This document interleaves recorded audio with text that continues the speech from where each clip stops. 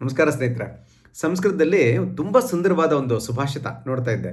ಏನಂದರೆ ದೂರತಃ ಪರ್ವತೋ ರಮ್ಯಃ ಬಂಧೋ ರಮ್ಯ ಪರಸ್ಪರಃ ಯುದ್ಧಸ್ಯ ಚ ಕಥಾ ರಮ್ಯ ತ್ರೀಣಿ ರಮ್ಯಾಣಿ ದೂರತಃ ಅಂತ. ಎಷ್ಟು ಸುಂದರವಾಗಿದೆ ಅಂತಂದರೆ ದೂರತಃ ಪರ್ವತಃ ರಮ್ಯಃ.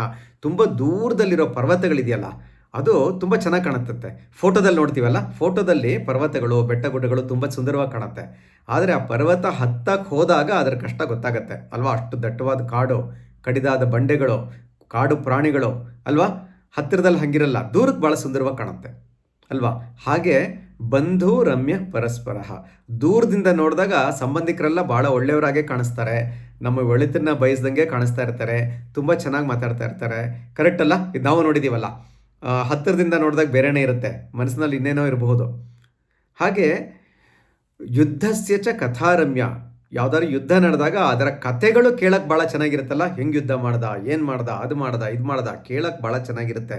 ಆದರೆ ಯುದ್ಧದಲ್ಲಿ ಪಾಲ್ಗೊಂಡು ಆ ಮೃತ್ಯುವನ್ನು ಎದುರಿಸ್ತಾ ಇರ್ತೀವಲ್ಲ, ಸಾವನ್ನು ಎದುರಿಸ್ತಾ ಇರ್ತೀವಲ್ಲ, ಕಾದಾಡ್ತಾ ಇರ್ತಾರಲ್ಲ ಪಾಪ, ಆ ಸಾವು ನೋವುಗಳು, ಆ ಕಥೆನೇ ಬೇರೆ ಅಲ್ವಾ. ಅಲ್ಲಿರೋಕ್ಕಾಗಲ್ಲ. ತ್ರೀಣಿ ರಮ್ಯಾಣಿ ದೂರತಃ, ಇದು ಮೂರು ದೂರಕ್ಕೆ ಮಾತ್ರ ಚೆನ್ನಾಗಿರುತ್ತೆ. ಅಂದರೆ ಪರ್ವತಗಳು, ಸಂಬಂಧಿಕರು, ಆಮೇಲೆ ಯುದ್ಧ, ಇದೆಲ್ಲ ದೂರಕ್ಕೆ ಚೆನ್ನಾಗಿ ಕಾಣುತ್ತೆ ಅಷ್ಟೇ, ಆದರೆ ಹತ್ತಿರದಲ್ಲಿ ಇರಬಾರ್ದು ಅಂತ. ಎಷ್ಟೊಂದು ಚೆನ್ನಾಗಿದೆಯಲ್ಲ ಸ್ನೇಹಿತರೆ, ಎಂಥ ಅನುಭವದ ಮಾತಲ್ಲ. ನಮಗೂ ಈ ಥರ ಅನುಭವ ಯಾವಾಗಲೂ ಆಗ್ತಾ ಇರುತ್ತೆ ತಾನೆ ಅಲ್ವಾ. Thank you so much for listening. Thank you.